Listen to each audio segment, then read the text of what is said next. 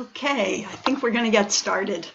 So, good evening, everyone. I am Rabbi Ilana Cantor. I'm the director of the Women's Leadership Institute, and it's my honor to welcome you to this evening to the first WLI Alumni Institute panel for this year. Our panels are on various aspects of women's leadership.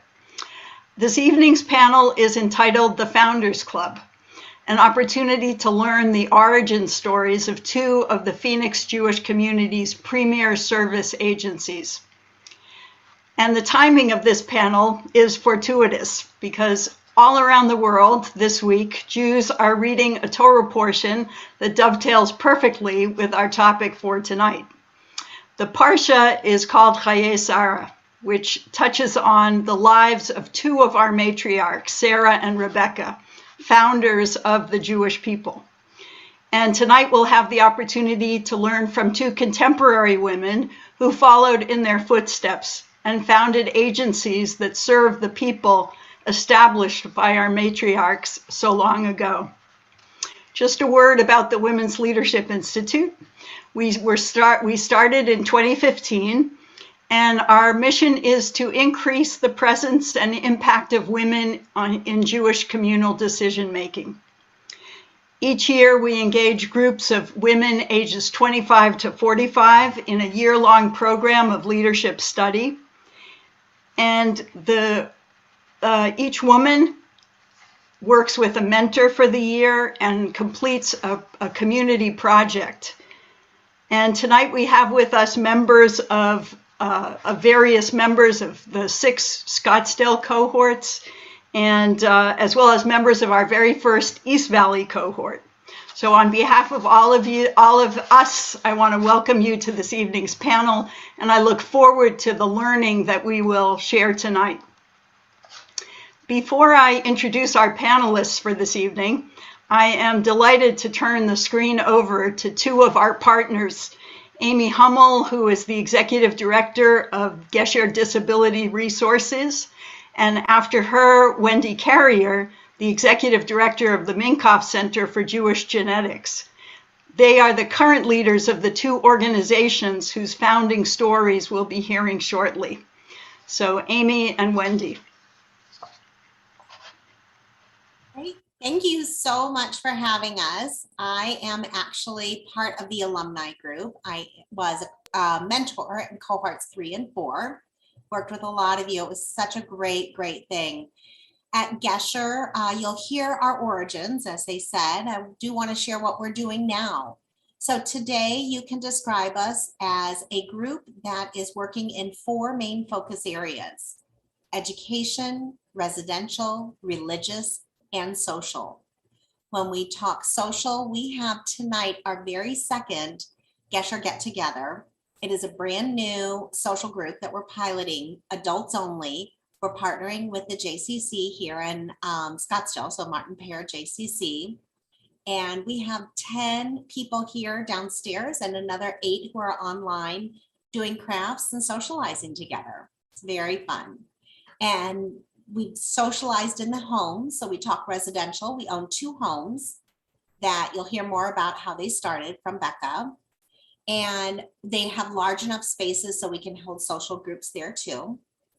For religious, I know a lot of you know Stacy Rosenthal. She helped us get the Simchat Shabbat off the ground, I think 14 years ago, and it's still very successful. And we've had 2 B'nai Mitzvah classes, one that was 12 years ago, and then one that was last year. And Rabbi Ilana Cantor and Stacy both were our educators for that. And when it comes to education, we're really growing in that realm also. We're working with 6 of the Jewish day schools. We have approximately 60 students on our caseload, working in all different sectors, for whether it's math or reading or writing or even executive functioning. We're here to support the students so that way they can excel and, overcome some of their learning challenges. If you want to learn more, our website is gesherdr.org. And if you really want to learn more, next Saturday on November 6th is our fundraiser. And we'll go ahead and I will put that in the chat box, the website for the fundraiser. We have an online auction. We have a beautiful raffle prize from Gigi Gems. And that's how we can do all of our programs. Thank you for your support and your friendship. I'll throw it back to, oh, do I have a couple more minutes? You're gonna let me talk more? No, it's my turn. Thank you, Amy. I am so pleased to be here tonight, and a big thank you to the Women's Leadership Institute for highlighting two such selfless and thoughtful women this evening. The Minkoff Center for Jewish Genetics has been proudly serving the Arizona Jewish community for 17 years. During that time, thousands of individuals have been provided our free or highly subsidized services. The center is proud to offer 3 programs. Our first program was launched in 2004, which you'll hear more about from Andi. The prenatal program provides counseling and screening for prenatal disorders for couples desiring to have children. Our second program, focusing on hereditary cancer, was launched in 2019.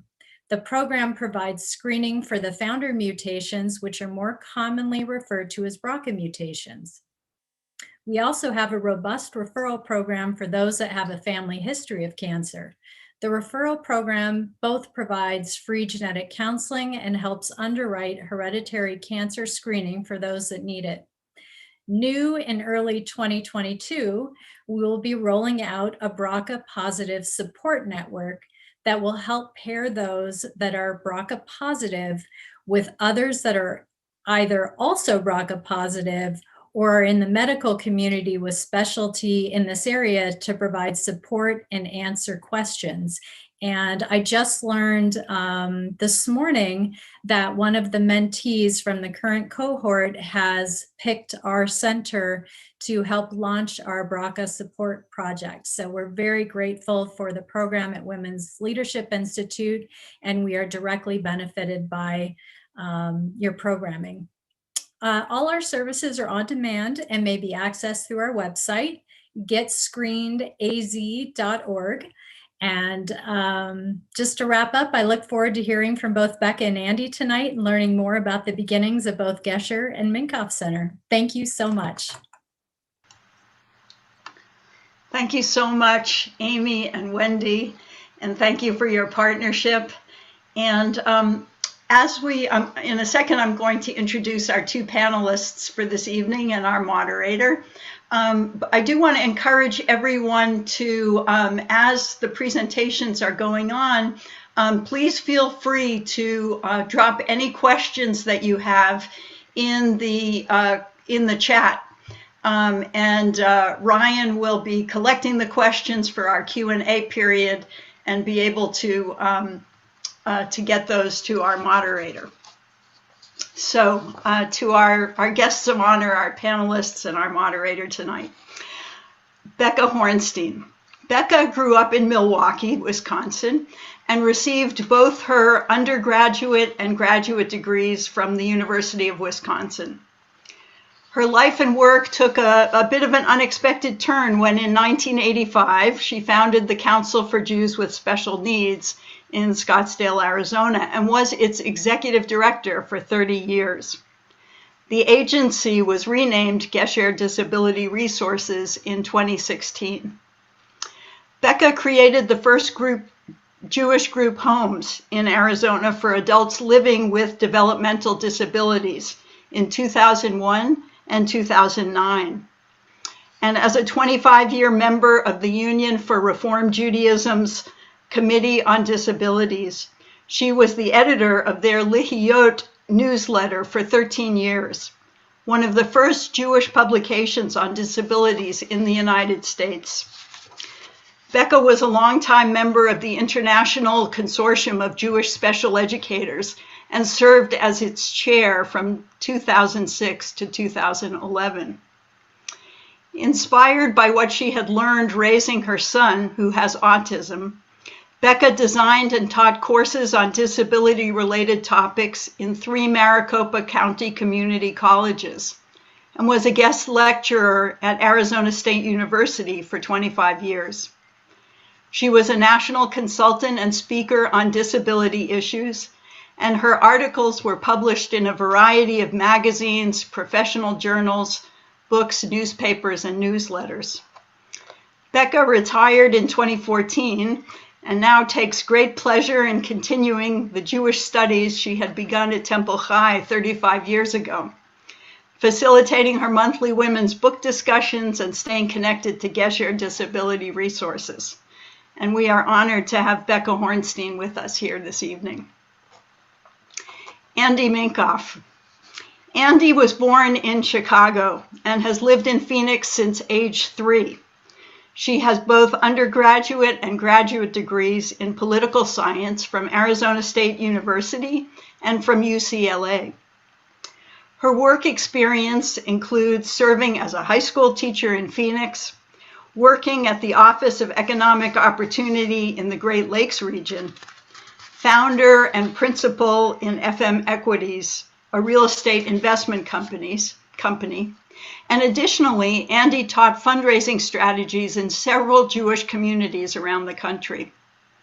She has held numerous leadership positions in local and national Jewish organizations and has received many honors and awards for her work from organizations such as the American Jewish Committee, the State of Israel Bonds, Jewish Federation of Greater Phoenix, and the Jewish National Fund.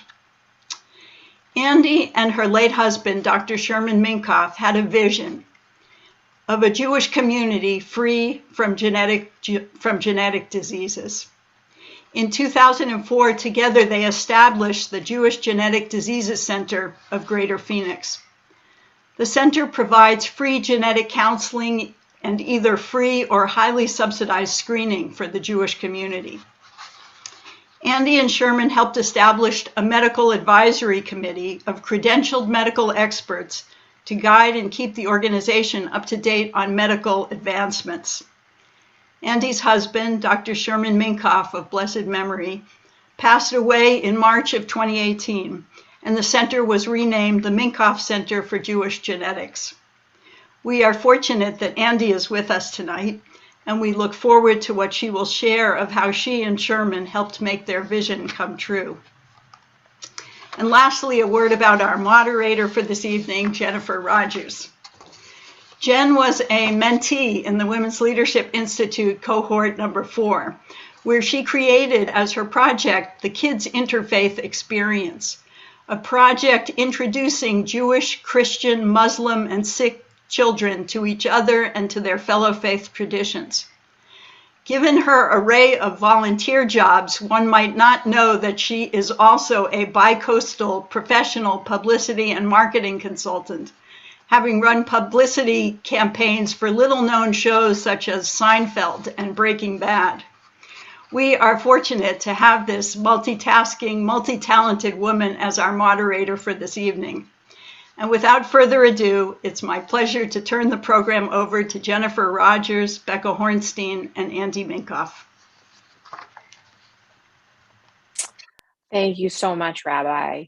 And thank you everybody for joining us tonight. And Andi and Becca, thank you so much for taking time to be with us. My first questions are going to be for Becca. So Becca, if you could please share with us, tell us how you started your journey, and, what motivated you, what unmet needs were there in the community that led you to create Gesher? Well, I should explain that my family moved here in 1983 from the Midwest, and my husband and I and our 2 children, our son Joel has autism, intellectual and developmental disabilities, severe communication deficits, and Crohn's disease. And our daughter Shayna, who is 3 years younger, was born with multiple congenital orthopedic anomalies. That was simply the kind of family that we are. That was our normal. We moved here, and I very quickly wanted to get the children enrolled in religious school. And so I called all of the congregations that were listed in the Jewish News. Now, this is 38 years ago. There were 10 congregations listed in the Jewish News at that time. I called each one of them and I said, I have this daughter who's going to, she was 6 years old at the time. She's going to attend religious school. And by the way, I have a 9-year-old son, and I'd like him to attend religious school as well. But he has autism, very limited speech and communication, but he's a really great kid, very eager to please his teachers, very well behaved. And can he go to your religious school too? And there was great hesitation. I said, so do you have any special education classes in your religious school? No, we don't have that. Well, do you have a sign language interpreter? Because he was just making the transition from using sign language to speech. No, don't have that. How about a support group for families that include a person with a disability? Have you got those? No, no. Do you have a ramp in your sanctuary? Can somebody in a wheelchair get into a bathroom stall? No, we don't have that. I said, well, do you have anything for people with disabilities? Now, I must admit, a few of them said that they had handicap parking spaces, but they didn't have what my family was going to need. And when I asked why, they said they were not aware of any Jews in the community with disabilities who needed those things. Wow. So my son was not only invisible, I just ruined my joke. He was not only disabled, he was invisible. That was a very frustrating experience. Luckily, in the spring of 1984, I was directed to go to Temple High, where I met Rabbi Bill Burke and Cantor Schronefeller, and the school director was Ava Keenan. And by then I had a chip on my shoulder. My daughter Shana was already enrolled and going to Sunday school, but Joel just sat in the car while we dropped Shana off every Sunday. And so I said, I would really like my son, who has disabilities, to have a Jewish education, or at least a Jewish experience with kids his age. And the rabbi asked me why. I said, because Joel is a Jewish boy with Jewish parents and grandparents and generations of Jews behind that. And it's really important in our family that he have a Jewish education. He is a person of dignity and value. And when he turns 13, he has the right to stand before the Jewish community and be acknowledged for what a terrific person he is. And Rabbi Burke's answer was, perfect answer. That's it, we'll do it. And so within a year, we had created the very first special education class at a religious school here in Phoenix, Arizona, and actually probably in most of the Southwest. That class started with 4 students, a special education teacher, a Jewish special education teacher, and a teenager who knew how to sign. The 4 kids had wildly different disabilities. They were different ages, and bless that wonderful teacher, she was able to take care of all of their needs. The next year, that class had 11 students. And the next year after that, we not only had the self-contained class, but we started moving into inclusion in Temple High's regular Sunday school classes. And so this was a solid commitment, and I was very excited about it. And I thought, well, that's good. I've gotten that accomplished. And I went back to what I was normally doing until one day I got a phone call from a lovely woman named Joyce Burke Lippincott. She apparently found me by going through Federation, which told her to call Rabbi Burke, who told her to call me. Joyce Burke Lippincott has a son who's about 6 years older than Joel, so he was already in high school. He had not been able to go to any Sunday school classes. He had not gone to any Jewish camp. Those things were not available to him, but Joyce decided at that point that she didn't want that to continue. She wanted to see what we could do about getting kids with special needs into the Jewish Community Center's summer camp. And so she was on a mission, and she contacted me and told me what she wanted, and that she was connected to the Jewish community. She'd been here for years. I'd only been here for a year and a half at that point. And sure enough, she got the Jewish Community Center to agree that we could try this as a pilot project, and that she would contact the Jewish Federation. And we wrote a little grant proposal and got $3,000 for startup funds for the Jewish summer camp inclusion. And we did it. She was fantastic at the fundraising. I was good at programming and developing the needs that we were going to fill. And so that first summer we had 6 kids with special needs at the JCC summer camp with a recreational therapist and me on site to help. It was going quite well. And we thought that was a great success at the end of the summer, that we had managed to get 6 kids with special needs into the camp. And then the people at the JCC said, I know, let's hold a meeting and see if there's anybody in the community that want something else. And so we did. We held it right after the high holidays, and to our amazement, 87 people showed up. They were people who had disabilities. They were people who had a family member with a disability. They were professionals in the field. They were just caring individuals in the community.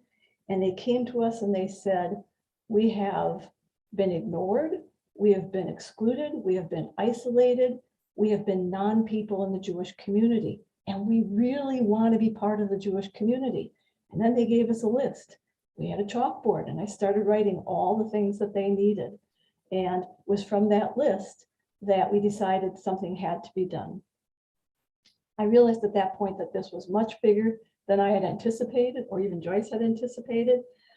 And you have to understand that at that point, I was teaching college part-time. I was participating in a special needs puppet troupe called Kids on the Block. I was doing training for the state, and I was raising 2 young kids who had special needs. But I said, okay, I'll help you get started with something here at the Jewish Community Center. You know, you want to start a project, I'll help you get it off the ground. But what I won't do is start an agency. Famous last words. And that's exactly what you ended up doing in one of the great agencies in our community. So you kind of hit on my next question, which was really, when did you realize this was going to be bigger? I mean, it seemed like during that meeting, it seemed like you knew it was going to get there. But what then were the greatest challenges you faced, and how did you really how were you able to overcome that? Well, the challenges that we faced were that people, you have to understand, we're talking about 1983, 1984, mid-1980s, and attitudes that people had towards those who had special needs reflected that era, as simple as that. It would have been nice if everybody was open and welcoming and understanding, but that wasn't the case. And so I would say that probably the biggest challenges that we faced were having to change attitudes and to dispel the myths that people had about people with disabilities. And that's a really difficult thing to do. I found that every time I contacted the leadership of a school, a congregation, a camp, whatever, they all had reasons why this wasn't going to work. So for example, if I would talk to a school director, I was horrified to hear from them, quote, a Jewish education isn't for every child. Really? Amazing. I could swear that it says in Proverbs, educate each child according to his ability. Or Maimonides said, I'm reading some wonderful quotes. I want to get this right. Every member of the people of Israel is obligated to study Torah, whether one is rich or poor, physically able, or with a physical disability. When I would encounter a congregational administrator who said, I don't see how we could possibly afford to modify the sanctuary, build some ramps, put some money into expanding, the bathroom stalls, I would say, Isaiah said, for my house shall be a house of prayer for all people. And when I spoke to a rabbi who kindly and gently but firmly said, I don't think I can look at changing any of the rituals or the traditions or the way that we hold our services, or not have people come up to the bima because they're in a wheelchair. And I pointed out that Rabbi Hillel said that we should be like the disciples of Aaron, love peace and pursue peace, love people and bring them close to the Torah. And perhaps the most difficult people, the biggest challenges I had were the lay leaders who said they simply couldn't justify spending money to modify a building, hire employees or interpreters or teachers for such a small group of individuals, to which I said that in Deuteronomy it says, if there be among you a needy person, thou shalt not harden thy heart, and thou shalt surely open thy hand. And so how did I overcome all of these challenges? Well, as you can see, I'm not shy. And so I would talk to everybody I encountered. As I was beating on doors, trying to get the individuals that we were serving into schools and camps and social groups and recreation programs, I was also talking to absolutely everybody in the community. And Joyce was doing the exact same thing. I remember Joyce telling me she went in to get a haircut at one point and found herself turning to the next person in the chair and saying, let me tell you what we're doing at the Jewish Community Center. And I was doing the same thing. Anytime I saw a group of people together, I would tell them about what we were doing. And the truth of the matter is that was the most effective thing to do with these challenges, is to get the word out, just to start educating the community and telling them what sorts of things. And I didn't ask them to completely modify an entire building. I was asking for the beginnings of inclusion, the beginnings of access.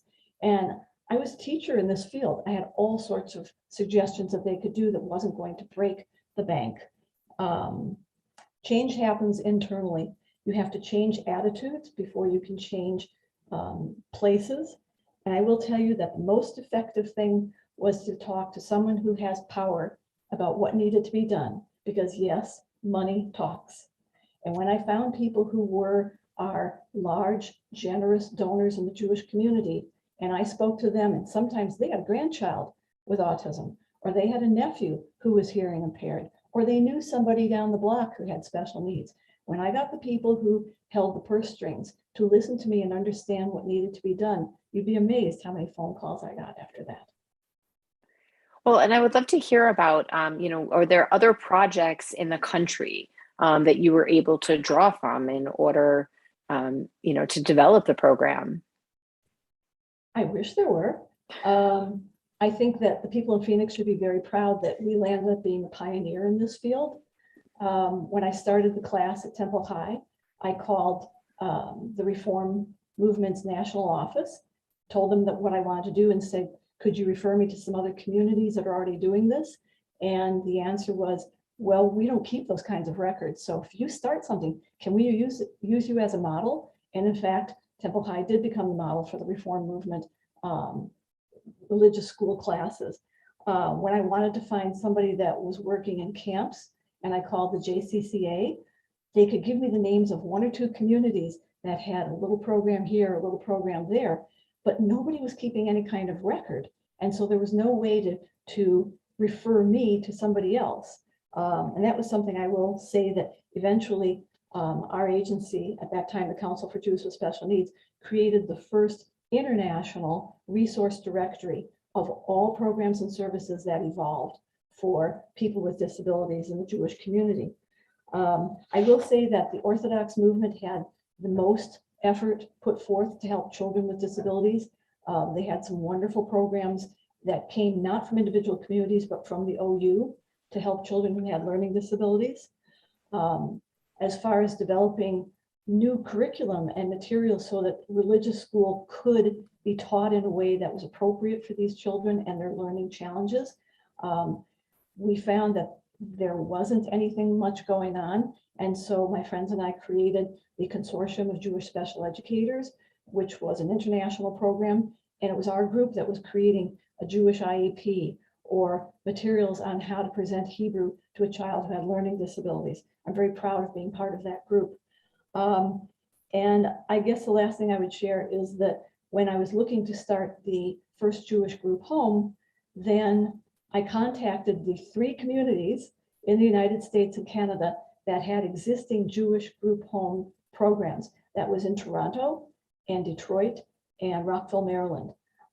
Met wonderful people, tremendous people. We actually started a national group for them so that all the Jewish, years that followed, all the Jewish residential programs could get together every other year and share what they had.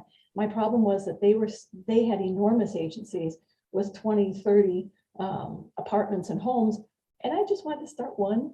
And so I got some very good information from them, but then with everything else, I had to start from scratch. Wow, that's amazing. Thank you so much. And everybody, please put any questions for Becca into the chat. We'll be sure to ask those at the end. And we're going to bring Becca back in a little bit. But right now I want to bring Andi on and ask her kind of the similar questions and hear more about the Minkoff Center. All right. Is Andi here? Yep. There you are. Hello. Welcome. Okay. So kind of starting off with the same kind of questions. Tell us about how your journey started and what motivated you and your husband to meet these unmet needs that were in our community. Well, there were some similarities with Becca's experience and also some differences. First of all, like Becca, Sherman and I didn't sit down and say, let's start a new agency in the community. That was not our plan. It was just sort of what evolved. Unlike Becca, Sherman and I had no personal experience with the issues that we were addressing. Right around the turn of the century, the scientific community announced the mapping of the human genome, and that made a tremendous difference in the type of information that was now available to medical professionals and to individuals. Sherman and I remembered back in the 70s when just about every Jewish community around the country had what they called Tay-Sachs Sundays. At that time, there was testing to see if people were carriers of Tay-Sachs. It was an enzyme test. It was not DNA based like the testing that we do now. And while it was pretty good, it wasn't nearly as accurate as what we can provide now. And the only disease for which testing was available was Tay-Sachs. But a lot of parents rushed to the Jewish community centers on Sundays, got themselves tested, and were told either, yes, you are a carrier, no, you're not a carrier, or you may or may not be, because the enzyme level was in an intermediate range. So that was better than nothing, but it wasn't the kind of information that was now available. Sherman and I realized that now much more accurate testing was available for Tay-Sachs, and testing was available for a number of other diseases as well. So we decided that what we wanted to do was get genetic screening on the community radar, because people had forgotten about it. It had been so long. So we thought that what we would do was develop an education program. We went to the Jewish Community Foundation, and at that time they had a women's endowment fund in the Jewish Community Foundation that made small grants to organizations for services that were important to women. And we got a grant of, it was somewhere around $2,000 to prepare some educational materials about the diseases, about the fact that tests were available, that if both parents were carriers of a particular disease, there was a 1 in 4 chance with every pregnancy that they would have a child that was affected by the disease. And most of these diseases were fatal at very early ages. So we prepared the materials, we sent them to rabbis in the community, because rabbis generally counsel young Jewish couples that are about to get married and start families. And we identified physicians in the community, internists, family physicians, pediatricians, obstetricians, gynecologists, that we believed had significant numbers of Jewish people among their patients. And we thought that we'd done a terrific job. So we sent out the materials, and everybody who was involved in it kind of patted ourselves on the back. And I should say that even at this early stage, we contacted 2 organizations. One, coincidentally, was the Council for Jews with Special Needs, Becca and her leadership, and the other was Jewish Family and Children's Service. And they agreed that what we were trying to do was important, and they agreed to work with us, with what we called at that time the Jewish Genetic Diseases Project. So after we sent out all of the educational materials, we realized that the testing was very expensive. Back then, it could be $3,000 to $4,000 a person, and both people in a couple would want to be tested. The cost was prohibitive. and it wasn't generally covered by health insurance at the time. So we realized that we were going to have to do something, because we had now told people of a very significant risk, and it was a risk that they couldn't afford to address. So that's when we realized that we sort of had a tiger by the tail, and education wasn't enough, that the community needed inexpensive screening. So we found a medical geneticist, Dr. Kirk Alec, who at that time was at St. Joseph's Hospital and then moved over to Phoenix Children's Hospital. And he agreed to work with us, and he is now the medical director of the center. Through him, we found a number of genetic counselors. We located a lab that would do the testing for us at far less than $3,000 to $4,000 a person, because we would be sending them a whole bunch of tests at one time, and there are economies of scale. And we got the price down, and it was still what we felt was a little bit too much. So we decided that we had to raise some money to subsidize these tests. Our first screening was in the spring of 2005. Over 130 people showed up. Wow. They paid $36 each, and we subsidized the rest of it, which meant that Sherman and I had to go out into the community and raise the money to subsidize these tests. Now, I had been chairman of the Federation campaign, the Women's campaign, done a lot of fundraising in the community. And so fortunately, as Becca says, money talks, and you have to know the people with resources to contact. And the response was just overwhelming. Nobody turned us down. Amazing. We raised an incredible amount of money, and we also decided at that point to go to some serious philanthropists and say, we'd like a 5-year commitment from you. It's not going to fund our day-to-day operations. It's going to go into an endowment fund in the Jewish Community Foundation, so that we will never have to deny anybody services because of lack of funding. And that was also very successful. Since then, we've conducted several screenings a year. We used to have to do a blood draw, which was frightening to some people, primarily the men more than the women, I should say. The women were a lot tougher. We decided that education was as important as the testing. And so everybody who came to one of our screenings had a private one-on-one, or in the case of couples, 2-on-1 meeting with a genetic counselor before their blood was drawn, to make sure they understood what they were being tested for and the implications of a positive test. And for those people who do test positive, they did not get their results in the mail. They got a call from a genetic counselor who explained the results and explained the implications, and then, sent them a copy for them to keep with their own records. We felt that people need to make informed decisions. They need to understand the tests, and then if they need further counseling, we would refer them, and any decisions that they were to make had to be an informed decision. In the early stages, we thought that it would be good to do BRCA testing as well.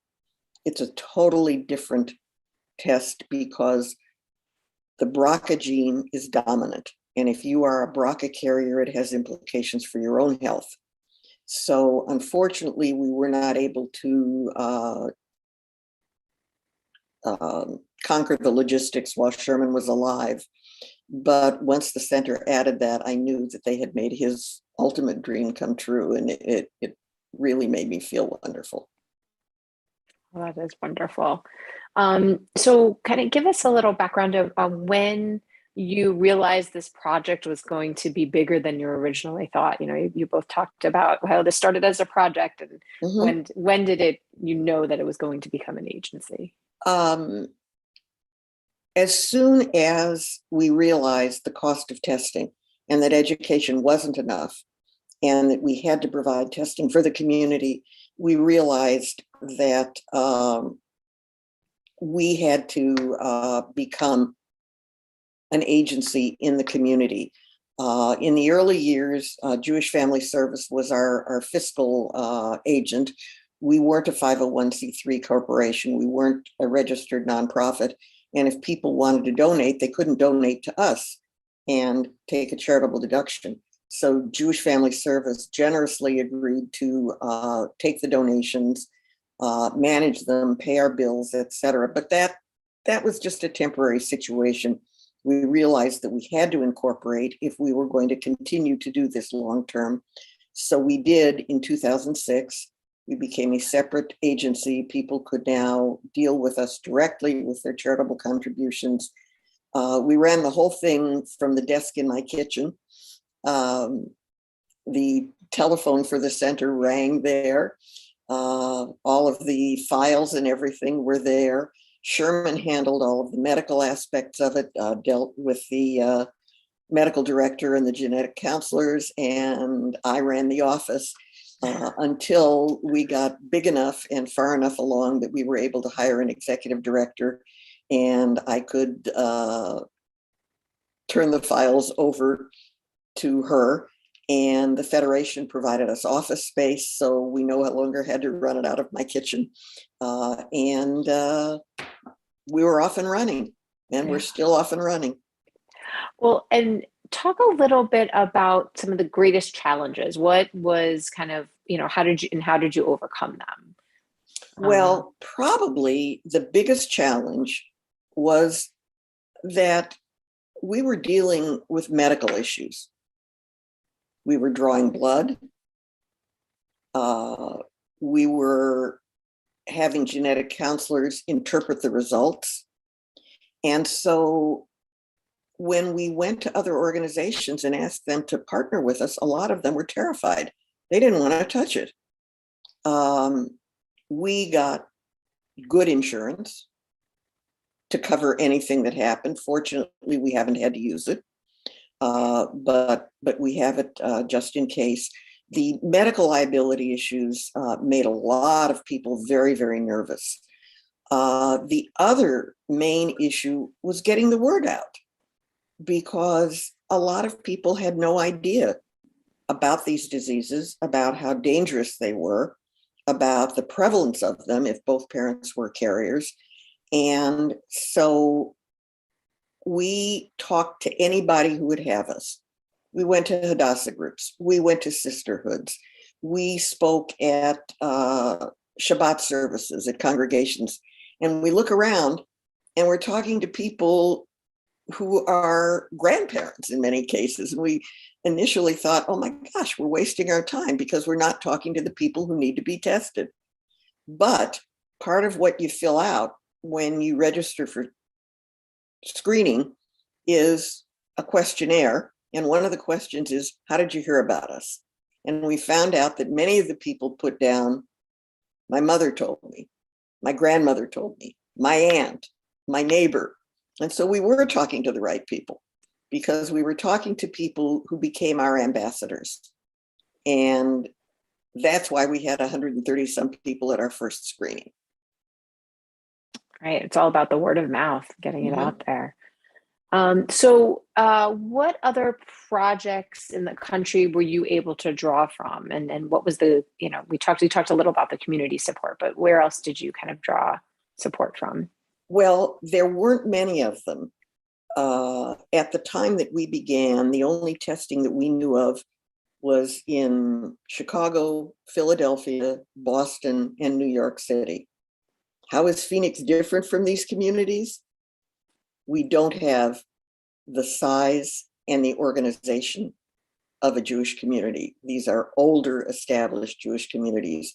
And so we were really starting from scratch. Chicago was very helpful to us. They were very fortunate that they did not have to raise money, because they had use of the Michael Reese Charitable Trust to support their program. But they were very helpful to us in setting up the logistics. How do you do this? and provided us a lot of support. Philadelphia also a little bit. And then we found out that there was a national consortium, which was primarily organizations dedicated to conquering specific diseases, Tay-Sachs, Canavan, mucolipidosis, et cetera. And we became a member of that consortium. And so that was wonderful in terms of being able to exchange information. So that was the outside help that we got. But I will tell you, when it comes to the BRCA screening that we do, we sort of invented the wheel, because to my knowledge, we are the first genetic disease center in the country to begin offering BRCA education and screening to the community.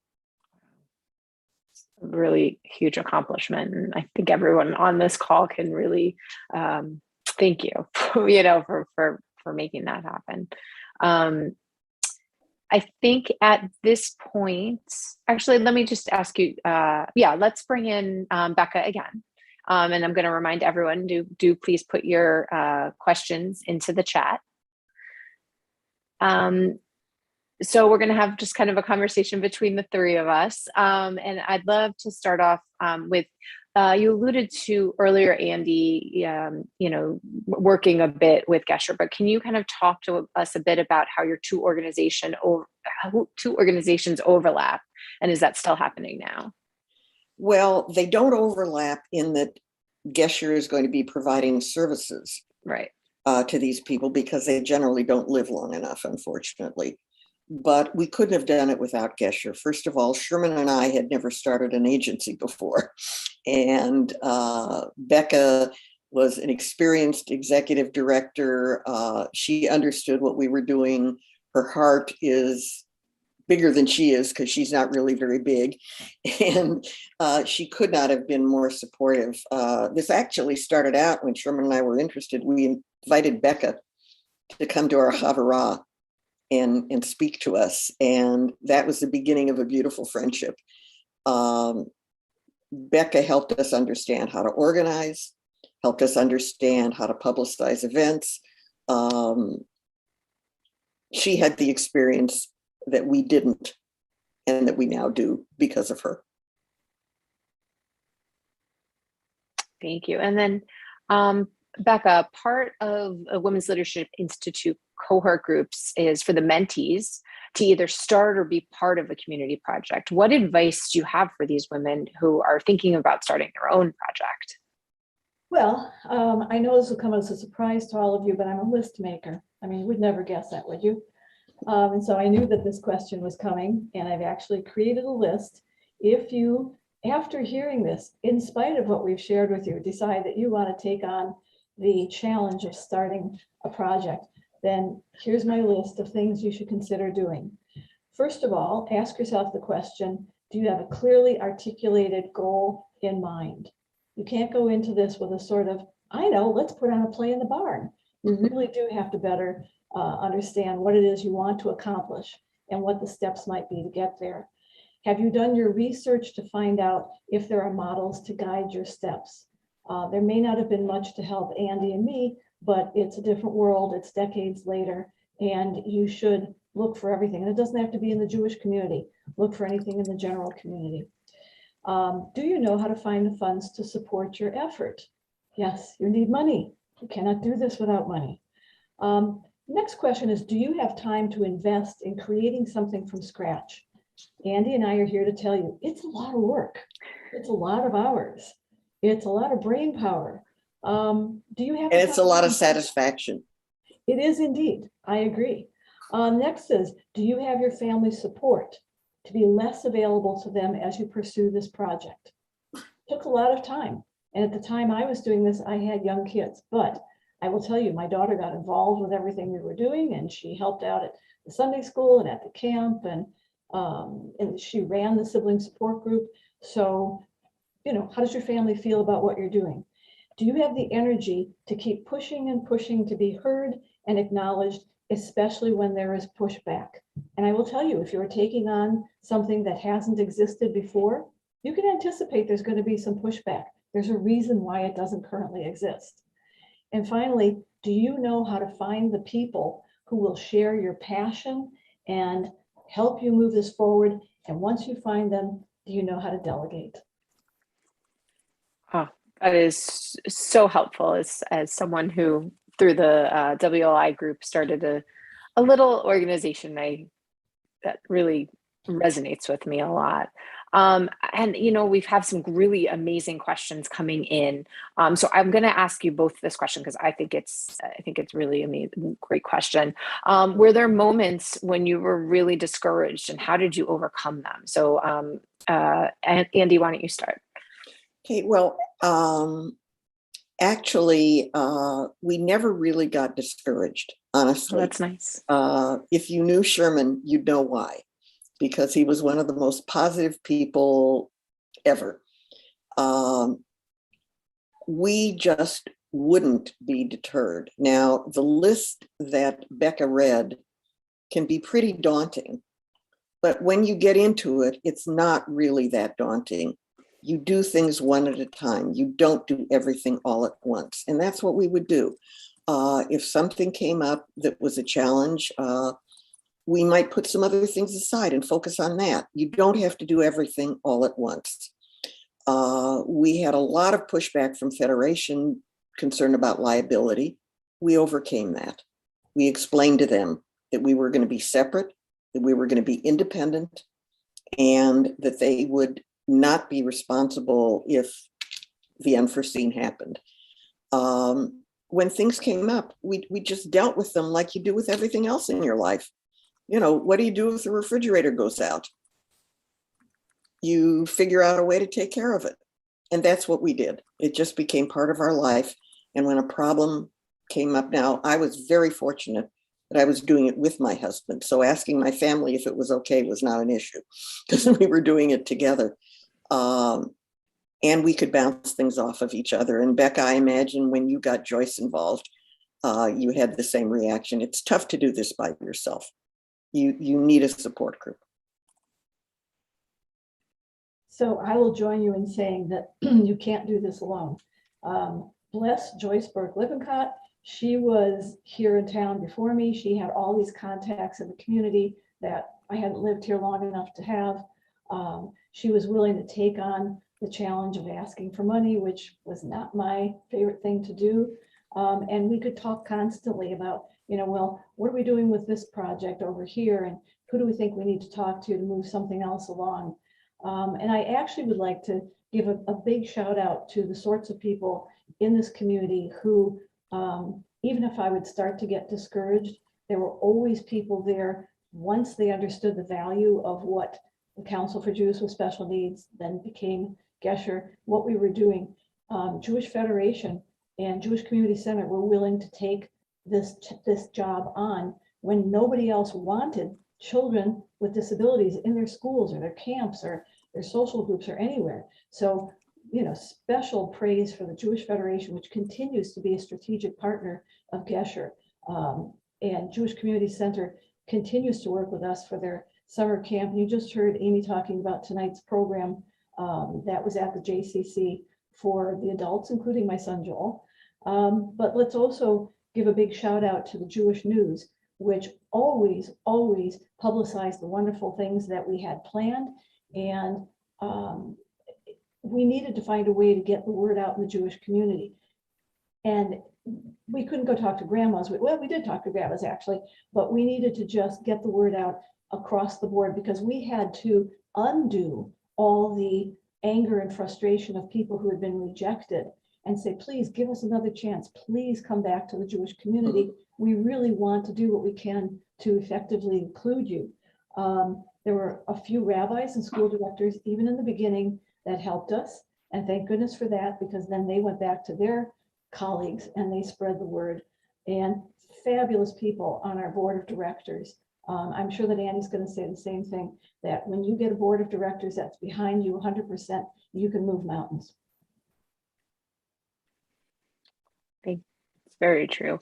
And Becca, Yes. Another question for you. In your experiences, were there any examples or stories of dramatic changes of attitude towards those with disabilities, and how did those come about? Loaded question. I want to make sure I answer this diplomatically. Having had so much pushback from rabbis and school directors and a lot of people, I mean, one of my memories was a particular Jewish agency director who said to me when I was trying to start all of this, the Jewish Federation gives out allocations to each of the agencies that existed at that time in the mid 1980s. And the way that this agency director put it was, you want another slice, you want us to slice another piece out of the pie, honey, and the pie isn't that big. And so you really shouldn't be bothering us. And years later, that person was one of my greatest supporters. Similarly, there was a rabbi who said, this isn't going to work. You don't have the support of the community. You don't have people capable of doing it. And years later, that rabbi truly became one of our greatest ambassadors. Couldn't wait to have me visit that congregation and do that. Attitude changes over time. It doesn't happen quickly. You can't get discouraged, because if you get discouraged, you'll stop too soon. It's just, I mean, one of the reasons that I do what I do or did is that Rabbi Burke once told us in a study session, all of you should think about how you can change the world.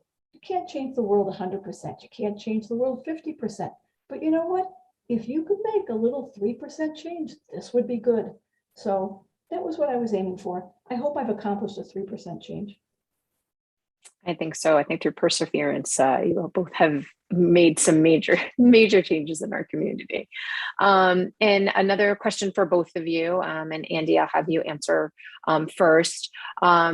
Are there dreams you have to see? Well, let's see. Are there dreams you have that you hope to see for the future of your organizations? You both have amazing, directors, obviously. So, is there anything that you can see them moving towards? Well, I have to tell you, I look back at the first conversation that Sherman and I had about, let's see if we can do something in terms of getting Jewish genetic diseases on the community radar screen. And I look at where we have come. And, I almost start crying. I cannot believe what has happened in terms of what I would like to see in the future. I would like to see every Jewish person who wants to become a parent and their partner, whether Jewish or non-Jewish, know their genetic risk so that no child is born in this community with a preventable genetic disorder. And they are preventable. In terms of breast cancer, I would like every person, women and men, because men do get breast cancer, to know their risk. And while the risk cannot be eliminated, it can be monitored. And so many cancers can be prevented or caught early. And I would just like to see our genetic center keep up with the technology and continue offering the community the very, very best services that are available. And looking at what they've done so far, I'm very confident that that's what's going to happen. I just want to let people know we're scheduled to end at 7:30, but we're gonna go till 7:40. So I just wanted to let you know that we'll take a few extra minutes because we have good questions and we want to hear from our presenters. So we really do. So Becca, the same question for you. What is your hope to see in the future for Gesher? Well, I agree with much of what Andi has said, that things are so much better now than they were 36 years ago when my agency began. And I will say that when I retired, it was 30 years is a long time. But it was easier knowing that my successor was someone who shared my passion and was going to carry the work of the agency forward. So kudos to the wonderful Amy Hummel, who has taken over and is doing a fantastic job. She is moving the agency. She's expanded programs that we started when I was there, and she has brought in some new programs, some new services and resources. And these are all the things that have to do. The problems evolve. And so I wouldn't have even known what the problems of 2021 were when I was starting this in 1985. And so my hope for the future is that we continue to see people with disabilities in all of our Jewish settings, and that it's no big deal. I mean, wouldn't it be nice if people just go, oh, there's Mark, not, oh, there's the kid with Down syndrome, or could you talk up? There's somebody over there who's deaf. No, you just talk up normally, speak loudly, whatever you have to do. So my goal is that sitting next to somebody in Shul who has to use a Braille prayer book is just sitting next to another congregant. That's my goal. Okay. That is a great goal. I think it's one that we can hopefully get to. So this question, one more question from our participants. This one is a little tricky. So if you could capture the essence of what you've accomplished in one sentence, what would you say? So I'll give you a second to think about that, and I'll repeat the question. If you could capture the essence of what you've accomplished in one sentence, what would you say? No pressure, eh? None. Andy, I think you should go first. Thanks a lot. By the way, let me say one thing, because there's a lot of questions that we're not going to have a chance to answer. Yes. I'm very happy if people want to contact me personally, and I'll be glad to speak to them about any other questions that they might have. Our initial goal was to create a community free of genetic diseases.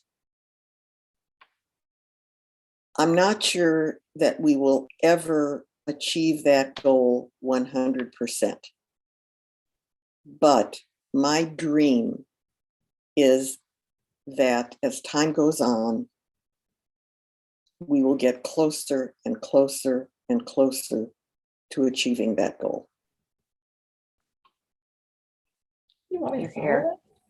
follow that? Okay.